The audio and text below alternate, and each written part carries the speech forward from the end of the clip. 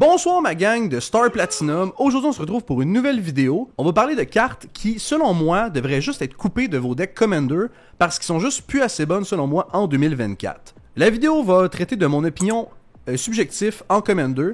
On commence la liste avec Commander Sphere, une carte comme son nom l'indique est faite pour le format Commander. C'est un mana rock à 3 mana qui va pouvoir se sacrifier pour nous faire piger une carte. De prime abord, je tiens à dire que je suis pas un fanatique des mana rock qui coûtent 3 mana.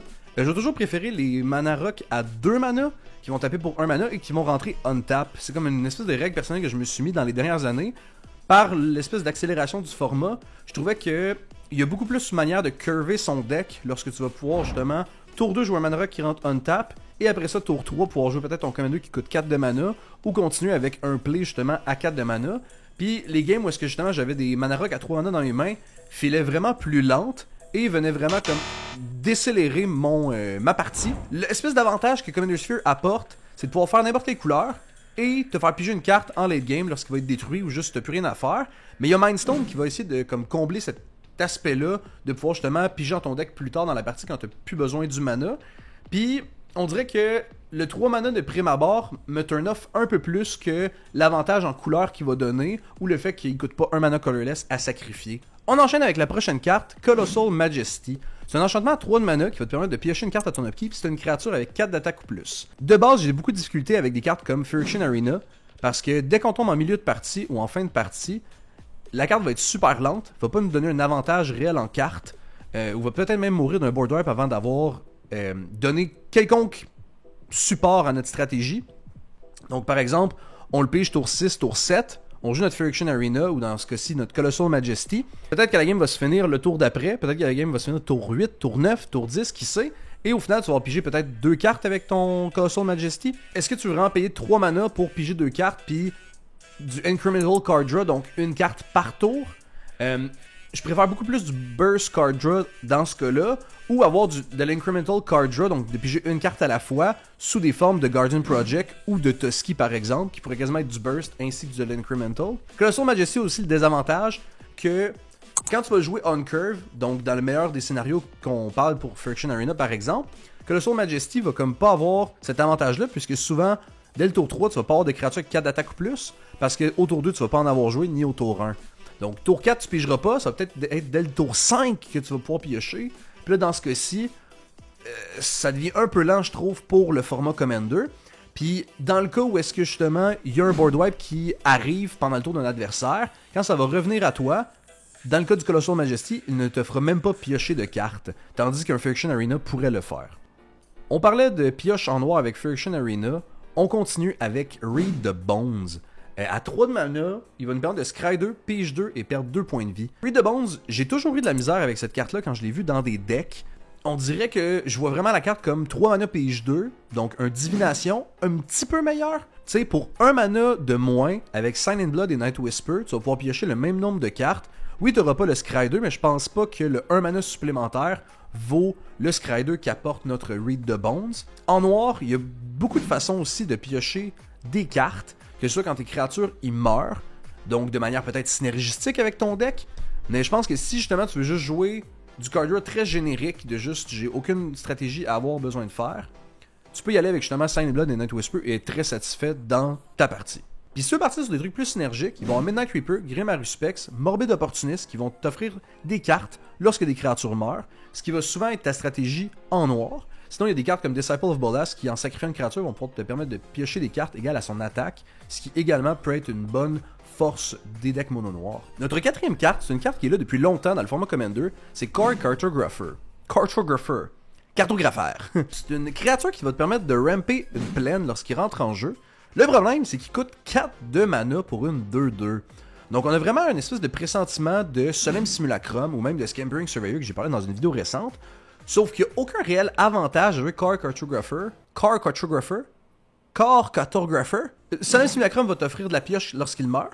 Scampering Surveyor va t'offrir l'avantage de pouvoir builder ton deck en conséquence avec des caves. Le problème avec Core Cartographer, c'est qu'il y a 10 000 options qui sont juste meilleures que lui. Le monde va me dire que son effet demande pas que tes adversaires aient plus de laine que toi, mais je pense qu'en Commander, c'est pas très difficile à avoir. Dès que tu n'es pas le premier joueur à jouer, ça va être très facile pour toi d'avoir un adversaire qui a plus de laine que toi. Si quelqu'un joue vert, sinon, encore une fois, super facile à accomplir.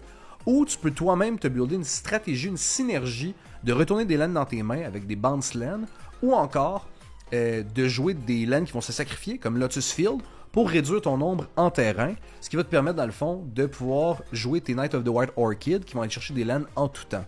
Petite pause avant de passer à la prochaine carte. Si jamais vous aimez le contenu, n'hésitez pas à me l'indiquer en likant la vidéo. Vous pouvez aller aussi dans la section commentaires pour écrire quelle carte est-ce que vous êtes d'accord ou pas avec moi jusqu'à présent, et dans le futur de la vidéo, ceux que vous êtes d'accord ou pas avec moi. Si vous avez des idées de cartes que je n'ai pas mentionnées dans la vidéo, mais qui devraient être coupées de tous les decks Commander de vos amis, allez l'écrire dans les commentaires pour que ces amis-là le sachent justement. Puis sinon, je vous invite à vous abonner si ce n'est pas déjà fait. On continue avec Return to Nature, un removal vert pour 2 mana en instant qui permet de détruire un artefact ou un enchantement ou d'exiler une carte d'un cimetière. La ligne de texte, péter un artefact ou un enchantement, assez relevant dans le format. Exiler une carte d'un cimetière, ça peut être important, mais pas dans tous les cas. Puis je pense que sur la carte, tu vas peut-être faire ça dans 2%, 5% des cas. Puis pour 2 mana en instant, avoir pas tant de versatilité, moi je préfère passer à 3 mana, avoir Beast Within qui va pouvoir péter des lands s'il y a quelque chose de vraiment dégueulasse sur la table, péter des Planeswalkers peut-être, des Battles, qui sait, des créatures aussi avec notre Beast Within, des commanders de quelqu'un. Ou sinon on peut baisser à 1 mana avec Pick Your Poison qui peut pour chaque adversaire lui faire sacrifier un artefact ou un enchantement, ou lui faire sacrifier une créature avec flying, ou Nature's Claim qui va être basically notre Return to Nature pour 1 mana de moins. Si vous aimez les stratégies de créatures, il y a aussi Reclamation Sage et Druid of Purification qui sont juste excellents dans vos decks verts avec des créatures pour que lorsqu'ils rentrent en jeu, ils vont pouvoir péter des artefacts et des enchantements pour avoir encore plus de synergie dans vos decks. On passe à une carte que je pense qui va faire beaucoup de malheureux. Chain Reaction, coupez ça de vos decks s'il vous plaît. Mais là je sais qu'il y en a qui vont me dire mais là Jerry, si je run une Chain Reaction dans mon deck avec Brush Hunter pis Stuffy Doll, c'est vraiment bon, ça va faire genre 158 de dégâts à ma créature. C'est comme le seul scénario où ce que Chain Reaction est demandé dans ton deck. De base, les decks qui vont pas être mono-rouge ont d'autres couleurs qui vont pouvoir péter le board vraiment de manière plus efficace que Chain Reaction et de manière plus certaine. Que ce soit justement avec des straight up détruit toutes les créatures en blanc ou en noir, au lieu que ça soit conditionnel au nombre de créatures sur le terrain, et que si mettons il y a une grosse patate sur le terrain puis que c'est tout seul, ou qu'il y a 3-4 créatures, elle va pas pouvoir être détruite avec Chain Reaction. Aussi, je tiens à noter, il y a d'autres board wipes qui existent, autres que Blasphemous Act et Chain Reaction en rouge. Je pense à Reckless Endeavor, qui va pouvoir rouler 2d12 et faire ce nombre de dégâts-là à toutes les créatures et créer That Many Treasure pour l'autre résultat du dé. Oui, ça coûte 7 de mana, certes, mais souvent, vous allez refound, vous allez remplir, vous allez récupérer une bonne quantité de mana avec les trésors que vous avez faits, et ça va quand même wiper le board comme vous l'auriez souhaité. Sinon, il y a d'autres cartes synergiques comme Immolating Gyre qui va vous demander dans le fond d'avoir des Instant Sorcery dans votre cimetière pour détruire les créatures uniquement ennemies, donc vous allez pouvoir garder votre terrain. Dans une stratégie où est-ce que vous voulez caster beaucoup de sorts ou juste de base, Volcanic Torrent va avoir cascade et va vous permettre dans le fond de faire des dégâts égal au nombre de sorts que vous avez lancés seulement aux créatures et planeswalkers ennemis. Donc encore une fois, vous avez l'avantage de garder votre terrain.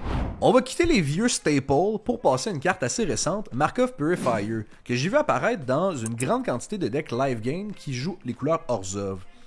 C'est une créature à 3 de mana qui, à la fin du tour, va nous demander si on a gagné de la vie et si on paye 2 mana, d'avoir quoi? De pouvoir piocher une carte. J'aime pas tous les prérequis de la carte. De 1, ça trigger seulement au end step, donc la carte vous ne pourrez pas en profiter la plupart du temps jusqu'à votre prochain tour, à part si c'est une instant. Deuxièmement, on demande 2 mana pour une carte. Avoir la value de base d'un clou, je trouve pas que c'est un bon exemple en Commander. Je pense qu'il y a moyen de piocher vraiment mieux que ça, en blanc et en noir, que vous jouiez live game ou pas. Puis également, même si vous jouez live game, si vous n'avez pas trigger d'effet de gagner de la vie pendant votre tour, la carte va même pas genre fonctionner pour vous donner l'avantage de payer 2 pour piocher une carte. Puis même dans ce cas-là, j'ai-tu vraiment envie de payer 2 mana une fois dans mon tour pour piocher une seule carte? On continue avec un autre cycle de cartes qui est assez apprécié des joueurs, puis je pense que je vais me faire beaucoup d'ennemis ici. On va parler des Diamonds. Les Diamonds, c'est des mana rock à 2 mana qui vont rentrer tape. Il y en a un pour chaque mono couleur, et ils vont taper justement pour cette couleur-là. Tantôt, j'ai précisé que j'appréciais beaucoup les mana rock à 2 mana, puis c'est ça que moi je jouais dans mes decks. Mais j'ai précisé aussi que je voulais qu'ils rentrent tap.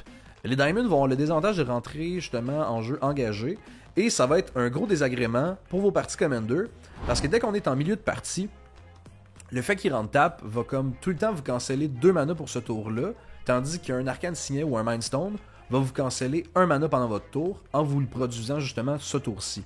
Puis je pense qu'il y a une manière que même dans un deck monocouleur, vous en sortiez avec toutes les mana rock qui existent dans le format.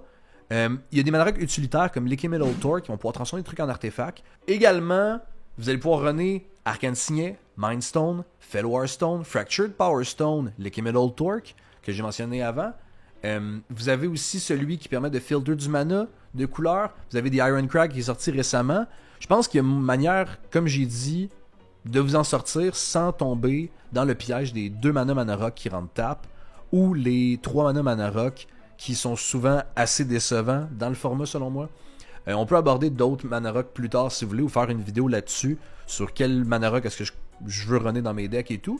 Ça me ferait plaisir de faire ça, vous le direz en commentaire. On passe à un personnage adoré de Magic, Garruk, et plus précisément Garruk Apex Predator. C'est un Planeswalker à 7 de mana, Golgari.